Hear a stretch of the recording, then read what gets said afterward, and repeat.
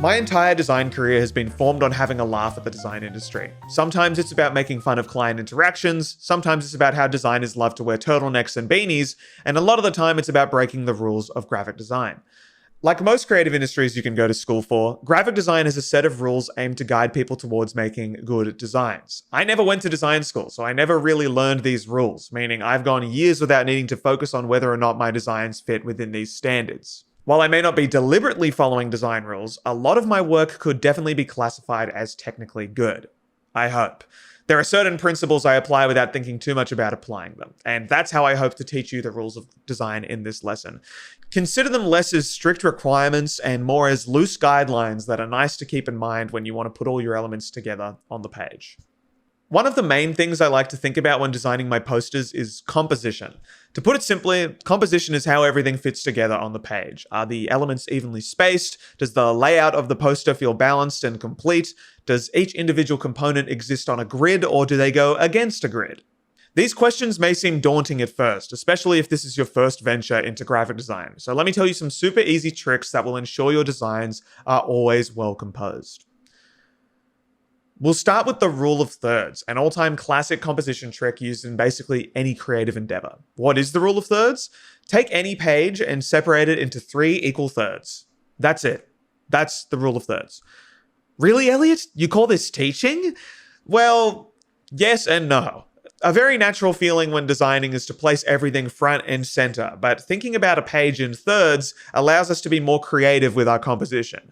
Maybe the top third is filled with color and text, but the bottom 2/3 are left empty. Maybe the bottom 2/3 are reserved for a big heading, and the top third is reserved for the smaller body text. It feels like following this rule of thumb will guarantee a solid composition, and while it's not always necessary, it's a great place to start when thinking about poster design. We'll be following this rule in your final project. I also like to think about even spacing in my posters. If there is a 20 pixel gap between my title text and the edge of the poster, then I like to repeat that 20 pixel gap throughout the design between other elements. It gives it a sense of cohesion, like everything fits harmoniously together. And finally, negative space is a great tool to add in your compositions. By negative space, I literally mean leaving parts of the poster completely empty and using that as a design tool. It's natural to want to fill every corner of the page, and this can be done with excellent results, but don't feel afraid to leave some blank areas to give more attention to other elements. The less things there are to look at on a poster, the more focus the main elements pull, which is a great segue to our next rule, hierarchy. Hierarchy is all about attention. If you see a poster for an event in the wild and the first thing you look at is the title of the event, this is intentional. If you see a poster for half-price chips at your local grocery store and the first thing you see is how cheap the chips are, this is intentional too. Being able to control where your audience's eyes are drawn to is a great tool for poster design and can completely change how one interprets your work. Some key things to think about when talking about hierarchy. Size. Usually the biggest thing on the page is the first thing we look at. The second biggest thing is the second thing we look at, etc., etc. Definitely not always the case, but it's an easy method to go by. I like to think about the last thing that people see and how that impacts their experience of the poster. If I leave a tiny bit of text hidden away at the bottom of the design, will that change the way someone reads the bigger text that's front and center?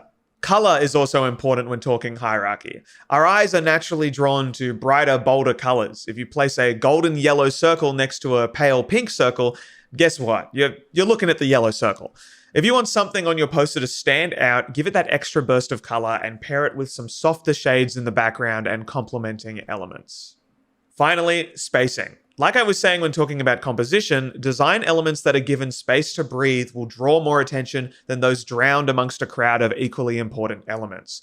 Our eyes want to focus on something while looking at a poster, and providing a lot of nothing will make that experience a lot easier.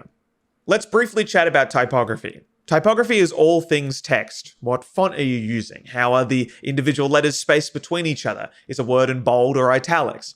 Typography is one of my favorite things in the world, and we'll get a lot more in depth on it later on in the course. Color is also a very important topic in graphic design. Color has the power to completely change how someone interprets your work. Certain colors have the immediate ability to draw an emotional response from a viewer. Blue equals sad, yellow equals happy. Colors can contrast with each other in unique ways as well. A bold red will pop off the page when paired with a light yellow, but blue and orange next to each other will confuse your eyes and also get compressed to hell and back on Instagram. I like to use colors in threes, another rule of thirds, if you will. An easy way to think of it is to select a primary color, a secondary color, and an accent color. The primary color should be the big dog, the color that stands out the most and is used a bunch in the design. The secondary color should complement the primary. It shouldn't have to do too much, it should help to make the primary color look better. The accent color is the most fun. This one can be as bold and exciting as the primary, but should only be used sparingly. It adds some extra depth to your designs without pulling too much attention away from the rest. The final design concept I want to explain to you before we move on is intuition. The most important thing to trust while designing is yourself.